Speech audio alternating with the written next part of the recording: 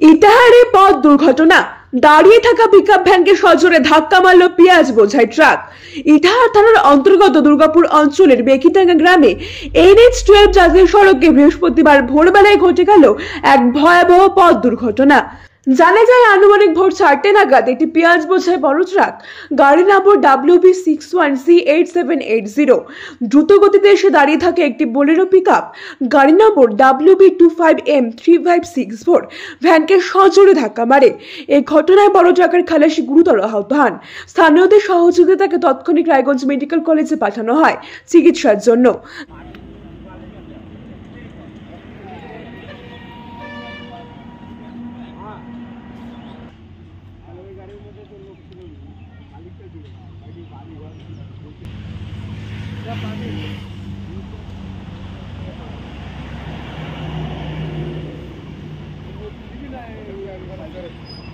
জানি না কিন্তু কি করে ঢুকতে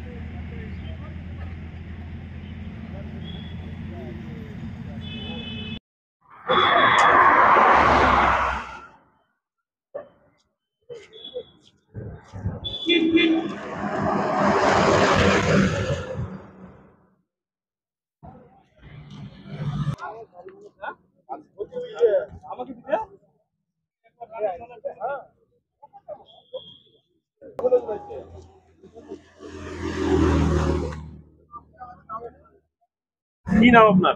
অলোক বিশ্বাস। কি হয়েছে এখানে? তোর ভোরবেলার দিকে গাড়িটা হয়তো ঘুমের ঝোঁকে ছিল, একটা দাঁড়ানো গাড়ি পিছনে মারে। কি গাড়ি ছিল? এটা হচ্ছে বড় গাড়িটা হচ্ছে 1109, আর ছোটটা ছিল পিকআপ। ছোটটা দাঁড় করানো ছিল? ছোটটা দাঁড় করানো ছিল সাইডে। হ্যাঁ। বড় গাড়িটা এসে মেরে দেয়? হ্যাঁ। এমনি ক্ষতি হয়েছে কারো? এমনি তো কোনো কিছু হয়নি।